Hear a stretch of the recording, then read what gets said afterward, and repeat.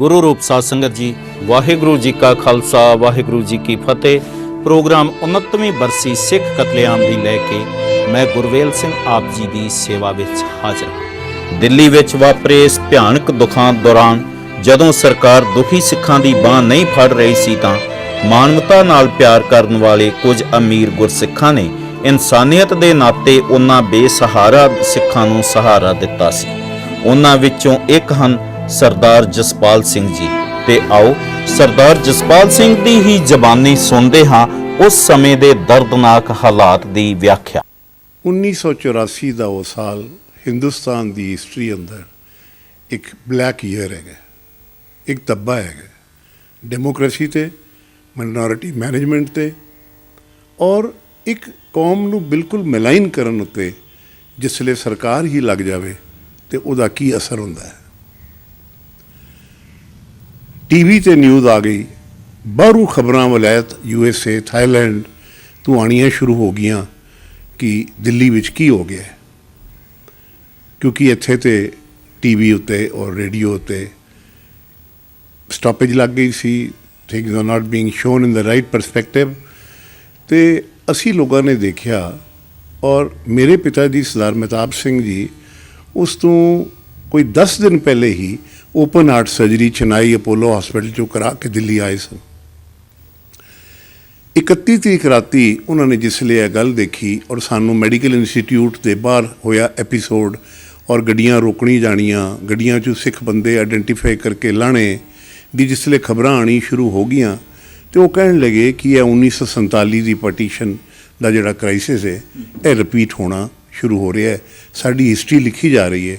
ਉਹ ਆਪਣੇ ਬਿਸਤਰ ਤੋਂ ਉੱਠ ਪਏ, ਰੈਸਟ ਨੂੰ ਭੁੱਲ ਗਏ, ਔਰ ਰਾਤੋਂ ਰਾਤ ਅਸੀਂ ਦੇਖਿਆ ਕਿ ਅਜਮਲ ਖਾਨ ਪਾਰਕ ਦੇ ਅਕ੍ਰੋਸ ਮਾਡਲ ਬਸਤੀ ਫਿਲਮਿਸਤਾਨ ਸਿਨੇਮੇ ਦਾ ਜਿਹੜਾ ਇਲਾਕਾ ਹੈ, ਇੱਥੋਂ ਬੰਦੇ ਟੁਰ ਕੇ ਆਉਣੇ ਸ਼ੁਰੂ ਹੋ ਗਏ। ਜਿਸਲੇ ਬੰਦੇ ਟੁਰ ਕੇ ਆਉਣੇ ਸ਼ੁਰੂ ਹੋ ਗਏ ਤੇ ਸਾਡੇ ਨਾਲ ਇੱਥੇ ਇੱਕ ਗੁਰਦੁਆਰਾ ਸੀ, ਉਹ ਗੁਰਦੁਆਰੇ ਵਿੱਚ ਗਏ, ਲੇਕਿਨ ਗੁਰਦੁਆਰੇ ਵਾਲਿਆਂ ਨੇ ਗੇਟ ਨਹੀਂ ਖੋਲ੍ਹਿਆ ਤੇ ਕਿਹਾ ਕਿ ਇਹ ਪ੍ਰਾਈਵੇਟ ਗੁਰਦੁਆਰਾ ਹੈ ਤੇ ਅਸੀਂ ਇੱਥੇ ਨਹੀਂ ਕਰ ਸਕਦੇ। ਉਹ ਸਾਨੂੰ ਪਤਾ ਚੱਲਿਆ, ਅਸੀਂ ਫਿਰ ਸਾਰਿਆਂ ਵਾਸਤੇ ਇੱਥੇ ਪਹਿਲੇ ਆਪਣੇ ਘਰ ਵਿੱਚ ਆਪਣੇ ਬੈੱਡਰੂਮ ਖਾਲੀ ਕਰ ਦਿੱਤੇ, ਆਪਣਾ ਅੰਦਰ ਦੀ ਲੌਬੀ ਖਾਲੀ ਕਰ ਦਿੱਤੀ, ਔਰ ਅਸੀਂ ਗੁਰਦੁਆਰਿਆਂ ਵਿੱਚੋਂ ਜਾਂ ਆਪਣੇ ਘਰ ਵਿੱਚ ਜਿਹੜਾ 30-40 ਬਿਸਤਰ ਸੀ ਉਹ ਲਗਾ ਕੇ ਸਾਰੇ ਪਾਸੇ ਫੈਲਾ ਦਿੱਤਾ, ਔਰ ਘਰ ਵਿੱਚ ਹੀ ਲੰਗਰ ਤਿਆਰ ਕਰਨਾ ਸ਼ੁਰੂ ਕਰ ਦਿੱਤਾ ਕਿ ਜਿੰਨੇ ਬੰਦੇ ਆਈ ਜਾ ਰਹੇ ਸਨ 2, 4, 10, 15, 50, 100 ਦੂਜੇ ਦਿਨ ਸਵੇਰ ਤੱਕ ਤੇ ਹਾਲ ਇਹ ਹੋ ਗਿਆ ਕਿ ਸਾਡੇ ਕੋਲ ਸੰਭਾਲਣ ਨਾ ਹੋਵੇ। ਅਸੀਂ ਫਿਰ ਇੱਥੇ ਟੈਂਟ ਹਾਊਸ ਵਾਲਿਆਂ ਨੂੰ ਬੁਲਾਇਆ, ਉਹਨਾਂ ਨੂੰ ਕਿਹਾ ਵੀ ਸਾਨੂੰ ਬਾਹਰ ਤੰਬੂ ਲਾ ਦਿਓ। ਲੌਨ ਆਪਣਾ ਖਾਲੀ ਕਰਤਾ, ਲੌਨ ਵਿੱਚ ਅਸੀਂ ਚੁੱਲ੍ਹੇ ਲਾ ਦਿੱਤੇ, ਵੱਡੇ ਪਤੀਲੇ ਲਗਾ ਦਿੱਤੇ, ਉਹਦੇ ਅੰਦਰ ਖਾਣਾ ਬਣਨਾ ਸ਼ੁਰੂ ਹੋ ਗਿਆ, ਪੂੜੀਆਂ ਬਣਾਉਣੀ ਸ਼ੁਰੂ ਕਰ ਦਿੱਤੀਆਂ, ਸਬਜ਼ੀਆਂ ਬਣਾਉਣੀ ਸ਼ੁਰੂ ਕਰ ਦਿੱਤੀਆਂ। ਬਾਹਰ ਅਸੀਂ ਟੇਬਲ ਲਾਤੇ, ਕਿਉਂਕਿ ਅਸੀਂ ਦੇਖਿਆ ਕਿ ਹੁਣ ਦੂਰੋਂ ਦੂਰ, ਇਹ ਪਿੱਛੋਂ ਪਤਾ ਚੱਲਿਆ ਕਿ ਦਿੱਲੀ ਦਾ ਪਹਿਲਾ ਕੈਂਪ ਸੀ, ਦੂਰੋਂ ਦੂਰ ਸਫਰਰ ਜਿਹੜੇ ਸਨ, ਜਿਨ੍ਹਾਂ ਦੇ ਘਰ ਸਾੜ ਦਿੱਤੇ ਗਏ ਸਨ, ਉਹ ਟੁਰਦੇ ਦਿੱਲੀ ਵੱਲ ਆ ਰਹੇ ਸਨ, ਔਰ ਜਿਸ ਤਰ੍ਹਾਂ ਅਸੀਂ ਸੁਣਦੇ ਸਨ ਕਿ ਇੱਥੇ ਸੰਭਾਲ ਹੈਗੀ ਹੈ, ਉਹ ਸਾਡੇ ਕੋਲ ਆਉਣੇ ਸ਼ੁਰੂ ਹੋ ਗਏ। ਇਸ ਦੌਰਾਨ ਸਾਡੇ ਕੋਲ ਯੰਗ ਸਿੱਖ ਵੀ ਇਲਾਕੇ ਦੇ ਹੋਰ ਸਾਰੇ ਪਾਸਿਆਂ ਤੋਂ ਆਉਣੇ ਸ਼ੁਰੂ ਹੋ ਗਏ, ਕਿਉਂਕਿ ਕਾਰੋਬਾਰ ਕੰਮਕਾਜ ਤੇ ਸਾਰੇ ਬੰਦ ਹੀ ਸਨ, ਨੌਕਰੀਆਂ ਤੋਂ ਕੋਈ ਜਾ ਨਹੀਂ ਸੀ ਰਿਹਾ। ਸਾਰਿਆਂ ਨੂੰ ਜਿਸਲੇ ਪਤਾ ਚੱਲਿਆ ਉਹ ਇੱਥੇ ਆਉਣੇ ਸ਼ੁਰੂ ਹੋ ਗਏ, ਔਰ ਆ ਕੇ ਕਹਿਣ ਲੱਗੇ ਕਿ ਸਾਨੂੰ ਕੰਮ ਦਿਓ, ਸਾਨੂੰ ਕੰਮ ਦਿਓ, ਸਾਨੂੰ ਸੇਵਾ ਦਿਓ। ਉਸ ਵੇਲੇ ਉਹ ਸੇਵਾ ਦੇਣ ਦੇ ਮੌਕੇ ਅੰਦਰ ਅਸੀਂ ਟੇਬਲ ਲਾਤੇ, ਰਜਿਸਟਰ ਖੋਲ੍ਹ ਦਿੱਤੇ, ਤਾਂ ਕਿ ਜਿਹੜੇ ਬੰਦੇ ਆ ਰਹੇ ਨੇ ਉਹ ਆਪਣਾ ਐਡਰੈਸ, ਕਿੱਥੋਂ ਆ ਰਹੇ ਨੇ, ਉਹਨਾਂ ਨਾਲ ਕੀ ਹੋਇਆ ਹੈ, ਹਿਸਟਰੀ ਲਿਖੀ ਜਾਏ, ਔਰ ਟੈਲੀਫੋਨ ਨੰਬਰਸ, ਇਹ ਸਾਰੀ ਚੀਜ਼ਾਂ ਦਿੱਤੀਆਂ ਤਾਂ ਕਿ ਉਹ ਆਪਣੇ ਜਿਹੜੇ ਗੁਆਚੇ ਹੋਏ ਜਾਂ ਦੂਜੇ ਬੰਦੇ ਹਨ ਉਹਨਾਂ ਨਾਲ ਕੰਟੈਕਟ ਕਰ ਸਕਣ। ਪਿਤਾ ਜੀ ਦਾ ਕਹਿਣਾ ਇਹ ਸੀ ਕਿ ਹਿਸਟਰੀ ਲਿਖੀ ਜਾ ਰਹੀ ਹੈ। ਇਸ ਦੌਰਾਨ ਦੂਜੇ ਦਿਨ ਸਵੇਰੇ ਉਹ ਪਲੱਸ ਕੁਝ ਸਰਕਾਰੀ ਜਰਨਲਿਸਟ ਸਨ, ਕੁਝ ਥੋੜ੍ਹੇ ਜਿਹੇ, ਔਰ ਕੁਛ ਬੰਦੇ ਜਿਹੜੇ ਕੌਮ ਦੇ ਵਾਸਤੇ ਜੁਡੀਸ਼ਰੀ ਦੇ ਬੰਦੇ ਸਨ, ਉਹ ਬੰਦਿਆਂ ਨੇ ਇੱਕ ਟੀਮ ਬਣਾਈ ਤੇ ਕਹਿਣ ਲੱਗੇ ਅਸੀਂ ਲੈਫਟੀਨੈਂਟ ਗਵਰਨਰ ਨੂੰ ਮਿਲਣ ਚਲੀਏ, ਉਹਨੂੰ ਕਹੀਏ ਤੂੰ ਕਰ ਕੀ ਰਿਹਾ ਹੈ, ਕਿਸ ਤਰ੍ਹਾਂ ਗੱਲ ਬਣ ਰਹੀ ਹੈ। ਇਹ ਗੱਡੀਆਂ 'ਤੇ ਬੈਠ ਕੇ ਉਸ ਦੌਰਾਨ ਜਦ ਕਿ ਸਾਰੇ ਪਾਸੇ ਹੱਲਾ ਮਚਿਆ ਹੋਇਆ ਸੀ, ਉਹ ਫਿਲਮਿਸਤਾਨ ਤੋਂ ਅੱਗੇ ਨਿਕਲਦੇ ਹੋਏ ਲੈਫਟੀਨੈਂਟ ਗਵਰਨਰ ਦੀ ਕੋਠੀ ਵੱਲ ਜਾਂਦੇ ਨੇ, ਲੇਕਿਨ ਰਸਤੇ ਵਿੱਚ ਹੀ ਸਬਜ਼ੀ ਮੰਡੀ ਦੇ ਨਾਲ ਪੋਸਟਮਾਰਟਮ ਦੀ ਜਿਹੜੀ ਜਗ੍ਹਾ ਸੀ ਉੱਥੇ ਜਿਸਲੇ ਪਹੁੰਚਦੇ ਹਨ ਤੇ ਉੱਥੇ ਦੇਖਦੇ ਹਨ ਕਿ ਕੋਈ 2 ਟਰੱਕ ਖਲੋਤੇ ਹੋਏ ਨੇ ਔਰ ਉਹਨਾਂ 'ਤੇ ਚਾਦਰਾਂ ਪਈਆਂ ਹੋਈਆਂ ਹਨ, ਲੇਕਿਨ ਸਭ ਪਾਸੇ ਖੂਨ ਹੀ ਖੂਨ ਹੈ। ਉਹ ਰੁਕ ਗਏ, ਪੁੱਛਿਆ, ਪਤਾ ਚੱਲਿਆ ਕਲਿਆਣਪੁਰੀ ਦੇ ਇਲਾਕੇ 'ਚੋਂ ਔਰ ਹੋਰ ਪਾਸਿਆਂ ਤੋਂ ਇੱਥੋਂ ਬੰਦੇ ਜਿਹੜੇ ਨੇ ਜਿਨ੍ਹਾਂ ਨੂੰ ਕਤਲੇਆਮ ਕੀਤਾ ਗਿਆ ਹੈ, ਉਹਨਾਂ ਸਾਰਿਆਂ ਨੂੰ ਇੱਥੇ ਲਿਆਇਆ ਗਿਆ। ਪਿਤਾ ਜੀ ਤਾਂ ਉੱਥੋਂ ਹੀ ਮੁੜ ਗਏ। ਉਹ ਕਹਿਣ ਲੱਗੇ ਅੱਗੇ ਜਾਣ ਦਾ ਕੋਈ ਫਾਇਦਾ ਨਹੀਂ, ਆਓ ਵਾਪਸ ਚਲੀਏ ਔਰ ਅਸੀਂ ਸੰਭਾਲੀਏ। ਇਸ ਦੌਰਾਨ ਵਿੱਚ ਸਾਡੇ ਕੋਲ ਇੱਥੇ ਐਕਸਪੋਰਟਰ ਸਨ ਕੁਛ ਰੋਹਤਕ ਰੋਡ ਦੇ, ਉਹ ਸਾਰੇ ਬੰਦਿਆਂ ਨੇ ਆਪਣੀ ਮਸ਼ੀਨਾਂ ਇੱਥੇ ਲਿਆਏ ਸਨ ਔਰ ਕਿਉਂਕਿ ਲੋਕਾਂ ਕੋਲ ਕੱਪੜੇ ਨਹੀਂ ਸਨ ਤੇ ਅਸੀਂ ਫੈਸਲਾ ਕਿ ਸਭ ਵਾਸਤੇ ਕੁਰਤੇ ਪਜਾਮੇ ਸਵਾਈ ਜਾਈਏ। ਪਿਤਾ ਜੀ ਵਾਪਸ ਆਏ। ਕਈ ਲੋਕ ਆ ਕੇ ਸਾਨੂੰ ਥਾਨਾਂ ਦੇ ਥਾਨ ਕੱਪੜਿਆਂ ਦੇ ਦਾਨ ਹੀ ਦੇ ਗਏ, ਟੁੱਥਪੇਸਟ ਦੇ ਗਏ, ਸਾਬਣ ਦੇ ਗਏ, ਰੋਜ਼ਮਰਿਆ ਦੀ ਜਿਹੜੀ ਚੀਜ਼ਾਂ ਲੋੜ ਨੇ ਉਹ ਸਾਰੀਆਂ ਦੇ ਹੀ ਜਾਣ। ਪਿਤਾ ਜੀ ਜਿਸ ਵੇਲੇ ਵਾਪਸ ਆਏ ਤੇ ਉਹਨਾਂ ਨੇ ਆ ਕੇ ਇੱਕੋ ਗੱਲ ਕਹੀ, ਬਈ ਕੁਰਤੇ ਪਜਾਮੇ ਸੀਣੇ ਬੰਦ ਕਰ ਦਿਓ, ਪਹਿਲੇ ਸਾਨੂੰ ਕਫਨ ਲੋੜ ਨੇ। ਸਾਰੇ ਬੜੇ ਘਬਰਾ ਗਏ, ਇਹ ਗੱਲ ਕੀ ਬਣ ਗਈ, ਹੋ ਕੀ ਗਿਆ। ਸਭ ਪਾਸੇ ਫੋਨਾਂ ਸ਼ੁਰੂ ਕਰ ਦਿੱਤੀਆਂ, ਗਿਆਨੀ ਦੈਲ ਸਿੰਘ ਨੂੰ, ਤਰਲੋਚਨ ਸਿੰਘ ਨੂੰ, ਹੋਰ ਜਿੰਨੇ ਵੀ ਕੋਈ ਬੰਦੇ ਸਨ, ਹਰ ਪਾਸੇ ਜਿਹਦੀ ਕੋ ਪਹੁੰਚ ਸੀ ਸਾਰੇ ਅਸੀਂ ਲੱਗੇ। ਪਿਤਾ ਜੀ ਨੇ ਇੱਕ ਸੈਂਟਰ ਬਣਾ ਦਿੱਤਾ ਕਿ ਇਮੀਡੀਏਟਲੀ ਸਾਰੇ ਜਣੇ ਇਸ ਪਾਸੇ ਲੱਗ ਜਾਓ, ਸਭ ਦਾ ਕਰੋ। ਕੋਈ ਸਭ ਨੂੰ ਫਿਕਰ ਹੋ ਗਿਆ ਕਿਉਂਕਿ ਸਾਡਾ ਸਿਚੁਏਸ਼ਨ ਇਹ ਬਣ ਗਈ ਸੀ ਕਿ 5-6 ਦਿਨਾਂ ਦੇ ਅੰਦਰ 400, 500, 700 ਮੈਕਸਿਮਮ ਦੇ ਅੰਦਰ ਸਾਡੇ ਕੋਲ 1100 ਬੰਦਾ ਇੱਥੇ ਹੋ ਗਿਆ ਸੀ। ਅਸੀਂ ਦੇਖਿਆ ਕਿ ਸਾਡੇ ਕੋਲੋਂ ਕਲਿਆਣਪੁਰੀ ਦੇ ਇਲਾਕੇ 'ਚੋਂ, ਹੋਰ ਵਾਲੇ ਇਲਾਕੇ 'ਚੋਂ ਬਿਲਕੁਲ ਸੜੇ ਹੋਏ ਬੰਦੇ ਆਉਂਦੇ ਪਏ ਸਨ, ਜਿਹੜੇ ਟੁਰ ਨਹੀਂ ਸੀ ਸਕਦੇ, ਬੁਰਾ ਹਾਲ ਸੀ ਉਹਨਾਂ ਦਾ। ਉਹਨਾਂ ਜਦੋਂ ਆ ਕੇ ਸਾਨੂੰ ਕਹਾਣੀਆਂ ਲਿਖਾਈਆਂ ਕਿ ਕਿਵੇਂ ਸਾਡੇ ਗਲੇ ਅੰਦਰ ਟਾਇਰ ਪਾਏ ਗਏ, ਕਿਵੇਂ ਸਾਨੂੰ ਮੱਝ ਦੇ ਪੂੰਛਲਾਂ ਨਾਲ ਔਰ 4 ਪੈਰਾਂ ਨਾਲ ਬੰਨ੍ਹ ਕੇ ਸਾਨੂੰ ਕੀਤਾ ਗਿਆ ਔਰ ਮੱਝ ਨੂੰ ਅੱਗ ਲਾਈ ਗਈ, ਉਹ ਜਿਸ ਵੇਲੇ ਖਿੱਚੇ ਸਾਰੇ ਪਾਸੋਂ, ਕੀ ਸਾਡਾ ਹਾਲ ਕੀਤਾ ਗਿਆ, ਸਾਡੀ ਬੀਵੀਆਂ, ਸਾਡੀ ਵਹੁਟੀਆਂ, ਮਾਵਾਂ ਔਰ ਸਾਡੇ ਬੱਚਿਆਂ ਦੇ ਸਾਹਮਣੇ। ਉਹ ਸੀਨ ਇੰਨੇ ਡਰਾਮਣੇ ਸਨ ਕਿ ਸਾਨੂੰ ਤਾਂ ਫੀਲਿੰਗ ਹੋ ਗਈ ਕਿ ਹੁਣ ਦਿੱਲੀ ਵਿੱਚ ਸ਼ਾਇਦ ਸਿੱਖ ਨਾ ਬਚ ਸਕਣ। ਸਰਦਾਰ ਮਨਜੀਤ ਸਿੰਘ ਜੀ ਜੀਕਰ ਨੇ ਨਵੰਬਰ 1984 ਦੇ ਦਿੱਲੀ ਸਿੱਖ ਕਤਲੇਆਮ ਤੇ ਆਪਣਾ ਪ੍ਰਤੀਕਰਮ ਦਿੰਦਿਆਂ ਹੋਇਆਂ ਕਿਹਾ, ਅੱਜ ਅਸੀਂ ਸਾਰੇ 1984 'ਚ ਜਿਨ੍ਹਾਂ ਨੇ ਸ਼ਹਾਦਤਾਂ ਪਾਈਆਂ ਦਿੱਲੀ ਸ਼ਹਿਰ 'ਚ ਔਰ ਪੂਰੇ ਹਿੰਦੁਸਤਾਨ ਦੇ ਵਿੱਚ, ਉਹਨਾਂ ਦੇ ਨਿਮਿਤ ਅਸੀਂ ਅੱਜ ਸਾਰੇ ਇਕੱਠੇ ਹੋਏ ਹਾਂ। ਅਖੰਡ ਪਾਠ ਸਾਹਿਬ ਦੇ ਭੋਗ ਪਏ ਨੇ ਔਰ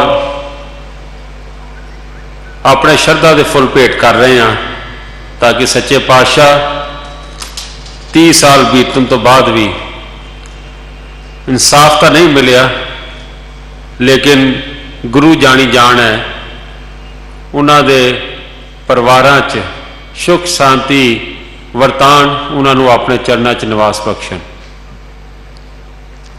84 ਜੋ ਕੁਝ ਹੋਇਆ ਆਪਾਂ ਸਾਰਿਆਂ ਨੇ ਆਪਣੇ ਪਿੰਡੇ ਤੇ ਹੰਡਾਇਆ।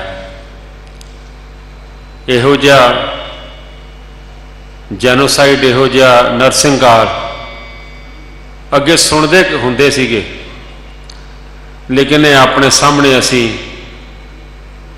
ਹੁੰਦੇ ਤੱਕਿਆ। ਮੈਂ ਸਮਝਦਾ ਕਿ ਸਾਡੀ ਕੌਮ ਬੜੀ ਜੁਝਾਰੂ ਕੌਮ ਹੈ। ਇੰਨਾ ਕੁਝ ਹੋਣ ਦੇ ਬਾਵਜੂਦ ਵੀ ਚੜ੍ਹਦੀ ਕਲਾ ਦੇ ਨਾਲ ਆਪਣੇ ਪਰਿਵਾਰਾਂ ਨੂੰ ਸਾਂਭਿਆ ਔਰ ਅਗਲੇ ਪਾਸੇ ਚੱਲੇ। ਲੇਕਿਨ ਫਿਰ ਵੀ ਕੁਝ ਐਸੇ ਪਰਿਵਾਰ ਨੇ ਜਿਹੜੇ ਪਰਿਵਾਰ ਉਸ ਘੱਲੂਘਾਰੇ ਦੇ ਵਿੱਚੋਂ ਜੋ ਨੁਕਸਾਨ ਉਹਨਾਂ ਨੂੰ ਉਠਾਉਣਾ ਪਿਆ, ਉਹਦੇ 'ਚ ਅੱਜ ਵੀ ਦਬੇ ਹੋਏ ਨੇ। ਔਰ ਸਰਕਾਰ ਨੇ ਜਿੱਥੇ ਘੱਲੂਘਾਰਾ ਕਰਾਇਆ, ਇਨਸਾਫ ਨੂੰ ਵੀ ਪੂਰਾ ਰੋਕਣ ਵਾਸਤੇ ਕੋਈ ਕਸਰ ਨਹੀਂ ਛੱਡੀ। ਜਿਨ੍ਹਾਂ ਨੇ ਕਤਲੇਆਮ ਕੀਤੇ ਉਹਨਾਂ ਨੂੰ ਵਜ਼ੀਰ ਬਣਾਇਆ ਗਿਆ, ਉਹਨਾਂ ਨੂੰ MP ਬਣਾਇਆ ਗਿਆ ਔਰ ਉਹਨਾਂ ਨੂੰ ਅਹੁਦੇ ਵੱਡੇ ਵੱਡੇ ਦੇ ਕੇ Z+ ਸਿਕਿਉਰਿਟੀ ਦਿੱਤੀ ਗਈ। FIRਾਂ ਤੱਕ ਦਰਜ ਨਹੀਂ ਹੋਈਆਂ। ਹਜ਼ਾਰਾਂ FIRਾਂ ਜਿਹੜੀਆਂ ਥਾਣੇ ਤੱਕ ਨਹੀਂ ਪਹੁੰਚ ਸਕੀਆਂ, ਤੇ ਜੇ ਥਾਣੇ 'ਚ ਪਹੁੰਚ ਗਈਆਂ ਤੇ ਇਹਨਾਂ ਨੇ ਕਚਹਿਰੀ ਤੱਕ ਨਹੀਂ ਪਹੁੰਚਣ ਦਿੱਤੀਆਂ। ਇਹ ਵਾਕਈ ਹਿਸਟਰੀ ਦੇ ਵਿੱਚ ਡੈਮੋਕ੍ਰੈਟਿਕ ਇੰਡੀਆ ਦੇ ਉੱਤੇ ਮੁਲਕ ਦੇ ਇਤਿਹਾਸ 'ਚ ਕਾਲੇ ਧੱਬੇ ਵਕਣ ਲੱਗੇਗਾ। ਸਰਦਾਰ ਬਲਵਿੰਦਰ ਸਿੰਘ ਜੀ ਭੁੰਦੜ ਨੇ ਨਵੰਬਰ 1984 ਦੇ ਦਿੱਲੀ ਸਿੱਖ ਕਤਲੇਆਮ ਤੇ ਆਪਣਾ ਪ੍ਰਤੀਕਰਮ ਦਿੰਦਿਆਂ ਹੋਇਆਂ ਕਿਹਾ, ਤੇ ਹਿੰਦੁਸਤਾਨ ਦੇ ਵਿੱਚ ਅੱਜ ਤਕਰੀਬਨ ਮੇਰਾ ਖਿਆਲ 29ਵਾਂ ਸਾਲ ਹੈ। ਪਹਿਲੇ ਤਾਂ ਕਿਤੇ ਚਰਚਾ ਹੀ ਨਹੀਂ ਸੀ ਹੁੰਦੀ ਕਿਸੇ ਰੇਡੀਓ ਤੇ, ਟੀਵੀ ਤੇ, ਅਖਬਾਰ 'ਚ। ਹੁਣ ਦੁਬਾਰਾ ਇਹ ਚਰਚਾ ਸ਼ੁਰੂ ਕੀਤੀ ਆ ਉਹਨਾਂ ਲੋਕਾਂ ਨੇ ਜਿਨ੍ਹਾਂ ਨੇ ਸਾਡੇ ਤੇ ਜ਼ੁਲਮ ਕੀਤਾ ਸੀ। ਸਿੱਖ ਕੌਮ ਕਦੇ ਆਪਦੇ ਇਸ ਤਰ੍ਹਾਂ ਦੀਆਂ ਘਟਨਾਵਾਂ ਨੂੰ ਨਾ ਕਦੇ ਭੁੱਲੀ ਹੈ, ਨਾ ਹੀ ਭੁੱਲਿਆ ਜਾ ਸਕਦਾ ਹੈ। ਮੈਂ ਪ੍ਰੈਸ ਵਾਲਿਆਂ ਨੂੰ, ਟੈਲੀਵਿਜ਼ਨ ਵਾਲੇ ਵੀਰਾਂ ਨੂੰ ਇੱਕ ਬੇਨਤੀ ਕਰਾਂਗਾ ਕਿ 29 ਸਾਲ ਹੋ ਗਏ, ਅਸੀਂ ਕਹਿੰਦੇ ਥੱਕ ਜਾਂਦੇ ਹਾਂ। ਕੋਈ ਦੰਗੇ ਕਹਿੰਦਾ, ਕੋਈ ਕਿਸ ਤਰ੍ਹਾਂ ਇਹ ਲਫ਼ਜ਼ ਵਰਤਦਾ ਹੈ, ਲੇਕਿਨ ਲਫ਼ਜ਼ ਹੈ ਕਤਲੇਆਮ, ਬਦੋਸ਼ਿਆਂ ਦਾ। ਕਤਲੇਆਮ ਤੇ ਦੰਗਿਆਂ 'ਚ ਫਰਕ ਹੁੰਦਾ ਹੈ। ਦੰਗੇ ਇੱਕ ਪਾਸੇ 3 ਹੋਣ, ਇੱਕ ਪਾਸੇ 5 ਹੋਣ, ਜਾਂ 4-4 ਹੋਣ, ਜਾਂ 2 ਤੇ 4 ਹੋਣ, ਉਹ ਲੜਦੇ ਹੋਣ, ਮਾੜੇ ਤੇ ਧੱਕਾ ਹੋ ਜੇ ਤੇ ਦੋਨੋਂ ਪਾਸੇ ਕੋਈ ਨਾ ਕੋਈ ਨੁਕਸਾਨ ਹੋ ਜੇ, ਉਹ ਦੰਗੇ ਕਹਿੰਦੇ ਨੇ। ਇਹ ਤੇ ਕੋਈ ਗੱਲ ਹੀ ਨਹੀਂ ਹੋਈ ਕਿ ਇਸ ਤਰ੍ਹਾਂ ਦੀਆਂ ਘਟਨਾਵਾਂ ਹਿੰਦੁਸਤਾਨ ਛੋੜ ਨਹੀਂ ਸੀ ਹੋਈਆਂ। ਮਹਾਤਮਾ ਗਾਂਧੀ ਤੋਂ ਅੱਜ ਵੀ ਦੁਨੀਆ ਯਾਦ ਕਰਦੀ ਹੈ, ਦੇਸ਼ ਯਾਦ ਕਰਦਾ। ਉਸ ਤੋਂ ਕੋਈ ਵੱਡਾ ਇਸ ਦੇਸ਼ ਦਾ ਮਹਾਨ ਆਗੂ ਸੀ, ਉਸ ਦਾ ਕਤਲ ਵੀ ਹੋਇਆ। ਲੇਕਿਨ ਕੀ ਇਸ ਤਰ੍ਹਾਂ ਮਗਰੋਂ ਹੋਇਆ? ਰਾਜੀਵ ਗਾਂਧੀ ਦਾ ਕਤਲ ਇਸੇ ਇੰਦਰਾ ਗਾਂਧੀ ਦੇ ਪੁੱਤਰ ਦਾ ਹੋਇਆ। ਕੀ ਤਾਮਿਲਨਾਡੂ 'ਚ ਇਸ ਤਰ੍ਹਾਂ ਹੀ ਹੋਇਆ? ਲੇਕਿਨ ਵੀਰੋ, ਇਹ ਜੋ ਕੁਛ ਹੋਇਆ ਇੱਕ ਸੋਚੀ ਸਮਝੀ ਸਾਜ਼ਿਸ਼ ਸੀ।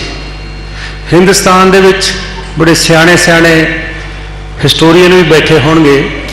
ਮੇਰਾ ਖਿਆਲ ਹੈ ਕਿ ਦੂਜਾ ਕਤਲਾਮ ਹੈ। ਪਹਿਲਾ ਕਤਲਾਮ ਮੁਗਲਾਂ ਵੇਲੇ ਹੋਇਆ, ਜਿਹੜਾ ਇੱਕ ਦਿਨ ਚੱਲਿਆ ਸੀ, ਸਵੇਰ ਤੋਂ ਸ਼ਾਮ ਤੱਕ ਚੱਲਿਆ ਸੀ। ਇੱਕ ਸਿਪਾਹੀ ਮੁਗਲ ਫੌਜ ਦਾ ਮਾਰਤਾ ਸੀ ਬਾਜ਼ਾਰ ਦੇ ਵਿੱਚ, ਤੇ ਆਰਡਰ ਦੇਤਾ ਮੁਗਲ ਬਾਦਸ਼ਾਹ ਨੇ। ਸ਼ਾਮ ਨੂੰ ਜਾ ਕੇ ਦਿੱਲੀ ਦੀ ਸੰਗਤ ਜਾ ਕੇ ਪੇਸ਼ ਹੋਈ, ਮਾਫ ਕਰ ਦਿਓ, ਬੰਦ ਕਰਤਾ। ਲੇਕਿਨ ਇਹ ਕਤਲੇਆਮ 3 ਦਿਨ ਚੱਲਿਆ। 3 ਦਿਨ ਚੱਲ ਕੇ ਵੀ ਦੁਨੀਆ ਦੀ ਡੈਮੋਕ੍ਰੇਸੀ ਨੂੰ ਕਹਿਣ ਵਾਲੇ ਲੋਕ ਇਹਨੂੰ ਜਸਟੀਫਾਈ ਕਰਦੇ ਨੇ। ਜਦੋਂ ਵੱਡਾ ਦਰਖਤ ਡਿੱਗਦਾ ਹੈ ਤੇ ਫਿਰ ਧਰਤੀ ਹਿਲਦੀ ਹੈ। ਇਹਦਾ ਮਤਲਬ ਕਿ ਇਹਨਾਂ ਲੋਕਾਂ ਨੂੰ ਨਾ ਦੁਨੀਆ ਦਾ ਡਰ ਹੈ, ਨਾ ਰੱਬ ਦਾ ਡਰ ਹੈ, ਨਾ ਕਾਨੂੰਨ ਦਾ ਡਰ ਹੈ। ਇਹ ਤਾਂ ਔਰੰਗਜ਼ੇਬ ਤੇ ਹਿਟਲਰ ਤੋਂ ਵੀ ਟੱਪ ਗਏ ਨੇ। ਅੱਜ ਵੀ ਜੇ ਯਾਦ ਕਰਦੇ ਨੇ ਤਾਂ ਯਾਦ ਕਰਦੇ ਮੇਰੀ ਮਾਤਾ ਜੀ ਮਾਰੀ ਗਈ, ਮੈਂ ਵੀ ਮਾਰਿਆ ਜਾ ਸਕਦਾ। ਤੇਰੀ ਮਾਤਾ ਜੀ ਮਾਰੀ ਗਈ, ਅਸੀਂ ਕਿਸੇ ਨੂੰ ਮਾਰਨਾ ਸਿੱਖ ਧਰਮ ਦੇ ਵਿੱਚ ਨਹੀਂ ਅਸੀਂ ਕਹਿੰਦੇ ਕਿ ਫਲਾਣੇ ਨੂੰ ਮਾਰ ਦਿਓ। ਲੇਕਿਨ ਜੋ ਇੰਨੇ ਬੇਦੋਸ਼ੇ ਕਤਲੇਆਮ ਹੋਏ ਨੇ, ਉਹਨਾਂ ਦਾ ਕੋਈ ਕਿਸੇ ਨੂੰ ਦਰਦ ਨਹੀਂ, ਉਹਨਾਂ ਦੀ ਕੋਈ ਕਿਸੇ ਨੂੰ ਯਾਦ ਨਹੀਂ। ਗੁਜਰਾਤ ਦੇ ਵਿੱਚ ਇੱਕ ਪਾਸੇ ਤਕਰੀਬਨ 80 ਕੁ ਬੰਦੇ ਮਰੇ, ਦੂਜੇ ਪਾਸੇ 200 ਮਰਿਆ। ਤਕਰੀਬਨ 15-20 ਪੁਲਿਸ ਵਾਲੇ ਮਰੇ, ਦੋਨੋਂ ਫਿਰਕਿਆਂ ਦੇ ਮਰੇ। ਲੇਕਿਨ ਸਿੱਟਾਂ ਬੈਠ ਰਹੀਆਂ ਨੇ 20-20 ਸਾਲ ਤੇ ਉਮਰ ਕੈਦਾਂ ਤੇ ਫਾਂਸੀਆਂ ਦੇ। ਕਿਹਨੂੰ ਹੁਕਮ ਹੋਏ? ਵਜ਼ੀਰਾਂ ਨੂੰ, ਐਮਐਲਏ ਨੂੰ। ਔਰ ਇੱਕ ਤਾਂ ਲੇਡੀ ਜੋ ਐਮਐਲਏ ਡਾਕਟਰ ਹੈ, ਉਹਨੂੰ ਤਾਂ ਇਸ ਗੱਲ ਕੇ ਹੁਕਮ ਹੋਇਆ ਕਿ ਤੂੰ ਉੱਥੋਂ ਦੀ ਲੰਘੀ ਜਾਂਦੀ ਸੀ ਤੇ ਹਟਾਇਆ ਕਿਉਂ ਨਾ, ਤੈਨੂੰ ਵੀ ਉਮਰ ਕੈਦ। ਏਡੀ ਵੱਡੀ ਸਖਤੀ। ਇਹ ਜਿੱਥੇ ਦੋਨੋਂ ਪਾਸੇ ਝਗੜਾ ਹੋਇਆ ਔਰ ਏਡਾ ਕੁ ਨੁਕਸਾਨ ਹੋਇਆ, ਉਹਦੇ ਪਿੱਛੇ ਅਜੇ ਤੱਕ ਸਿੱਟ ਮੁੱਖ ਮੰਤਰੀ ਵਾਸਤੇ ਬੈਠੀ ਹੈ ਕਿ ਉਹਨੂੰ ਵੀ ਫਸਾਈਏ। ਅਸੀਂ ਕਿਸੇ ਬਦੋਸ਼ੇ ਨੂੰ ਮਾਰਨੇ ਦੇ ਦੇਸ਼ 'ਚ ਨਹੀਂ, ਦੁਨੀਆ 'ਚ ਇਹ ਵਿਰੁੱਧ ਆ। ਸਿੱਖ ਕੌਮ ਦਾ ਇਹ ਕਿਤੇ ਹੈ ਹੀ ਨਹੀਂ।